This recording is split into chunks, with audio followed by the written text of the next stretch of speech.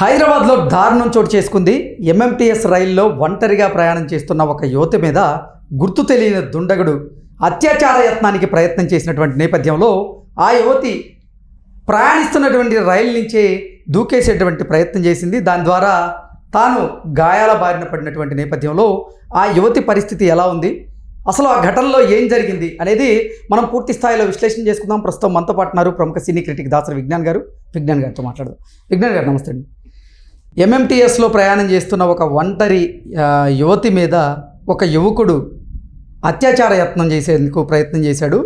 ఆయన బారి నుంచి తప్పించుకునేందుకు ఆ యువతి ప్రయాణిస్తున్నటువంటి రైల్లో నుంచే దూకేసింది. ఏంటి ఆ అమ్మాయి పరిస్థితి ఎలా ఉంది, అసలు ఈ ఘటనలో ఏం జరిగింది? మేడ్చల్లో ఉంటుంది ఈ అమ్మాయి, జస్ట్ 23 years. అక్కడే ప్రైవేట్ జాబ్ చేసుకుంటా ఉండింది. ఇప్పుడు బేసిక్గా వీళ్ళకి ఆదివారాలు తప్ప మిగతా రోజుల్లో సెలవులు ఇవ్వరు. సో నువ్వు ఏ పని చేసుకున్నా ఆదివారమే చేసుకోవాలి. చిన్న చిన్న రిపేర్స్ ఏమన్నా ఉన్నా, లేకపోతే నీకు ఏమైనా బట్టలు ఉతుక్కోవాలనుకున్నా, ఏమైనా ఆర్నమెంట్స్ కొనుక్కోవాలన్నా, పోనీ బట్టలు కొనుక్కోవాలనుకున్నా. మన హైదరాబాద్లో ఏంటంటే మిగతా రోజుల్లో అన్ని అంటే సండేస్ అన్ని బందే ఉంటాయి. ఒక సికింద్రాబాద్లో మాత్రమే అన్ని ఓపెన్ ఉంటాయి. ఆదివారం అయిన దానికి ఆదివారంతో మండేతో ప్రాబ్లం లేదు. ఇప్పుడు మోండా మార్కెట్ కానీ, ఆ పక్కన పాలికా బజార్ ఉంటుంది, ఈ డ్రెస్సెస్ అన్ని స్టిచ్చింగ్కి ఇచ్చేవి. నెక్స్ట్ ఎదురుగా జనరల్ బజార్ ఉంటుంది, అక్కడే రెజిమెంటల్ బజారు ఉంటుంది. ఈ మార్కెట్స్ అన్ని కూడా సండేస్ కూడా రన్ అవుతానే ఉంటాయి. అండ్ దాని ఎగ్జాక్ట్లీ స్టేషన్ ఆపోజిట్ లోనే ఈ మొబైల్ రిపేర్ సెంటర్స్ అవి ఇవన్నీ ఉంటాయి. సో వేరే వాళ్ళకి కొంచెం అటు ఇటు ఉండే వాళ్ళకి ఏదైనా చిల్లా చిత్తుగా ప్రాబ్లమ్స్ వస్తే స్టేషన్ దగ్గరకు వస్తే సాల్వ్ అయిపోతుంది. నువ్వు చెప్పులు కొనుక్కోవాలన్నా, హ్యాండ్ బ్యాగ్ కొనుక్కోవాలన్నా, జ్యువెలరీ కొనుక్కోవాలన్నా, ఏదైనా రిపేర్లు చేయించుకోవాలన్నా, దిస్ ఈజ్ ఒక మంచి సొల్యూషన్ అనమాట. సో ఈ అమ్మాయి ఏం చేసింది, మేడ్చల్లోనే ఉంటుంది, ప్రైవేట్ జాబ్. తన మొబైల్ కొంచెం ఇలా క్రాషెస్ వచ్చి ఆ స్క్రీన్ ఇవన్నీ పగిళ్ళు ఇట్లాంటివి ఉంటే, ఇప్పుడు మిగతా రోజుల్లో అంటే నువ్వు ఆ మొబైల్ మార్కెట్కి అక్కడికి వెళ్ళొచ్చు, ఏంటంటే జగదీష్ మార్కెట్, అవన్నీ నువ్వు సిటీలో తిరగాలనుకుంటే నీకు ఎంఎంటీఎస్ సౌలభ్యం ఉండదు. మేడ్చల్లో ఉన్న వాళ్ళకి ఇంకా మెట్రో రాలా. వాళ్ళు మెట్రో ఎక్కాలంటే ఎక్కడ, మన జేబీఎస్ దగ్గరకో ఎక్కడికో వచ్చి అక్కడ నుంచి మెట్రో తీసుకోవాలి. మెట్రో తీసుకున్నంత మాత్రాన జగదీష్ మార్కెట్కి మెట్రో లేదు, నువ్వు మళ్ళీ ఎక్కడో దిగి ఎక్కడికో వెళ్ళాలి. సో వీళ్ళకి మళ్ళీ జర్నీ కూడా సౌలభ్యం ఉంది ఎక్కడ, ఎంఎంటీఎస్ చక్కగా మేడ్చల్ నుంచి వచ్చి సికింద్రాబాద్ దగ్గర ఆగుద్ది. నువ్వు అది దిగి నీ పని ఏదో చేసుకున్నాక మళ్ళీ రిటర్న్ ట్రైన్ కల్లా నువ్వు వెళ్ళిపోవచ్చు. లేదా ప్రతి అరగంటకో ఏదో ఒక టైంకి మంచి ట్రైన్స్ ఉంటాయి రాత్రి వరకు. మహిళలకు స్పెషల్ కోచ్ కూడా ఉంటుంది, సీటు దొరుకుద్ది.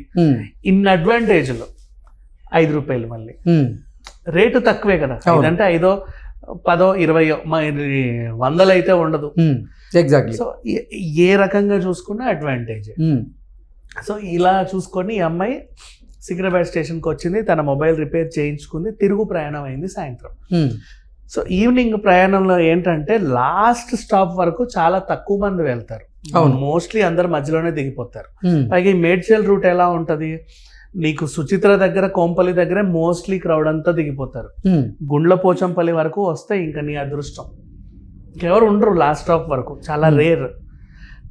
అట్లాంటి టైంలో ఈ అమ్మాయి పాప మహిళా కోచ్లోనే ఉంది, ఇంకో 2 ఉన్నారు ఈవిడితో పాటు. వాళ్ళు కూడా ఈ కోంపల్లి ముందు స్టేషన్ దగ్గర దిగిపోయారు. అల్వాల్ స్టేషన్ వస్తుంది కోంపల్లి అంటే వీళ్ళకి, మ్యాక్సిమం అల్వాల్ దగ్గర దిగిపోయారు వీళ్ళు. దిగిన తర్వాత నెక్స్ట్ ఈవిడ ఒక్కతే ప్రయాణిస్తూ ఉంది. ఇది గమనించాడు ఒకడు, ట్రైన్ రన్నింగ్, నెక్స్ట్ స్టేషన్ రావడానికి ఇంత టైం పట్టుద్ది, ఒంటరి మహిళ అలా ఉండింది, వెళ్ళి ఏదో ఒకటి చేసినా అడిగే నాదుడు లేడు అనుకున్నాడు. వెళ్ళి అమ్మాయిని పలకరించాడు, ఆమె మాట్లాడలేదు. తర్వాత కొంచెం ఇబ్బంది పెట్టాడు, అయినా సరే ఆమె పలకలేదు. చెయ్యడానికి ప్రయత్నించాడు, ఆవిడ ప్రతిఘటించింది. తర్వాత మీద పడి ఏదో చేయడానికి ట్రై చేశాడు. పిల్లకి భయం వేసి అటు అరిచి ఇటు వెళ్ళి దూకేసింది ట్రైన్ నుంచి. ఏమైందో ఎవరికి తెలియదు. ఎక్కడ, కోంపల్లి నుంచి గుండ్లపోచంపల్లి వైపు వెళ్ళే దగ్గర బ్రిడ్జ్ దగ్గర పడిపోయింది. ఇంకా రన్నింగ్ ట్రైన్ నుంచి దూకితే ఎలా ఉంటుంది, ఆ టైంలో ట్రైన్ స్పీడ్ కూడా ఎక్కువే ఉంటుంది కదా, స్టేషన్ వస్తే కానీ స్లో అవ్వదు. పడిపోయింది. ఇక ఫుల్ గాయాలు, అరుపులు కేకలు విని స్థానికులు వచ్చి చూస్తారు, ఒక అమ్మాయి పాపం చావు బతుకుల మధ్యలో ఉంది.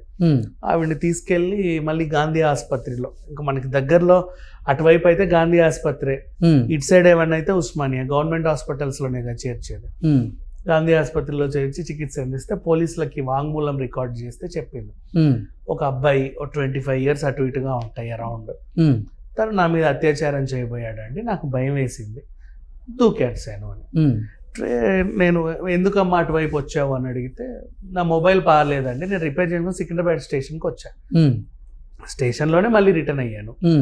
రిటర్న్ అయ్యేదాన్ని నేను యాక్చువల్ మేడ్చల్ లాస్ట్ స్టాప్లో దిగాలి, మీతో పాటు ఎవరు లేరా, ఉన్నారు, 2 ఆంటీలు ఉన్నారు, వాళ్ళు ఏంటి అల్వాల్ స్టేషన్లోనే దిగిపోయారు. ఇంకా అల్వాల్ నుంచి నేను ఒకదానే ట్రావెల్ చేస్తాను లాస్ట్. ఈ లోపు వాడు గమనించి ఇలా చేశాడండి అని చెప్పి. అంటే ప్రభుత్వాలు ఎన్ని కఠినమైనటువంటి చట్టాలను తీసుకొస్తున్నప్పటికీ కానీ ఈ అత్యాచార యత్నాలు అయితే నానాటికి పెరుగుతూనే ఉన్నాయి. ఎంతోమందిని శిక్షిస్తున్న ఈ అత్యాచారం పెరగడానికి కారణం ఏంటి అసలు? వీడు కూడా ఎవరో ఒకరిని చేర్చాలని ఎక్కలా, కానీ ఆ టైంలో బుద్ధి ఎందుకు వక్రీకరించింది? అమ్మాయి ఒంటరిగా కనపడగానే, ఓకే, నిస్సహాయ స్థితిలో అమ్మాయి ఉంటే వెంటనే మైండ్ చేంజ్ అయిపోయింది. సరే, ఇంకెవరు లేరు అడగడానికి ఎవరిలో మనం ఏమన్నా చేయవచ్చు, వెంటనే వెళ్ళి మీద పడి జాకెట్ చింపేయాలి. సరే, ఇప్పుడు రోడ్ అయినా సరే, నువ్వు బండి మీద వెళ్తున్నావు, అమ్మాయి ఒకటి అక్కడ ఉందంటే వెంటనే అడ్వాంటేజ్ తీసుకుని ఏదో ఒకటి చేసేయాలి. అంతేగాని ఏ అమ్మాయి ఎందుకు ఇక్కడ ఉన్నావు, నిన్ను ఎక్కడన్నా దింపాలని అడిగేటోడు ఉన్నాడా? లేడు. అంటే ఈ ఘటనలో ఆ అమ్మాయి ఇప్పుడు ప్రతిఘటించింది కాబట్టి ఆ ప్రాణాలతో పోరాడాల్సినటువంటి పరిస్థితి అయితే ఉంది. కొంతమంది అయితే అత్యాచారానికి పాల్పడిన వాళ్ళు చాలా మంది ఉన్నారు. రన్నింగ్ బస్ లో మన ఢిల్లీ నిర్భయ కేసు మొదలు పెడితే ఎన్ని ఉన్నాయి, 1 కాదు 2 కాదు. ఇదే హైదరాబాద్ లో రన్నింగ్ బస్ లోనే మరో మహిళను కూడా అత్యాచార యత్నం చేసే ప్రయత్నం ఉన్నాయి. ఎంత కఠినమైన శిక్షలు వేసినా జరుగుతున్నాయి, వాళ్ళకి ఉరి తీసి ఎన్కౌంటర్లు చేసినా జరుగుతానే ఉన్నాయి. వీడు మారట్లా, అమ్మాయి ఒంటరిగా కనబడిందంటే చాలు వెంటనే వెళ్ళడం, మీద పడేయడం. మరి దీన్ని ఎప్పుడు ఆగుద్దో తెలియదు. బట్ ఇప్పుడైతే ఈ సంఘటన చూసి MMTS ట్రైన్లో కదా అమ్మాయి పరిస్థితి ఎలా ఉంది ఇప్పుడు? మరి దూకింది, బ్రిడ్జ్ ఉంది అక్కడ, ఏ రాయో రాపో తగలదా, ప్రాణాలతో కనీసం ఉంది, సంతోషం. ఓకే, అసలు ఆ మాత్రం దక్కడం కూడా అరుదు చెప్పాలంటే. ఓకే అండి, థ్యాంక్ యూ సో మచ్.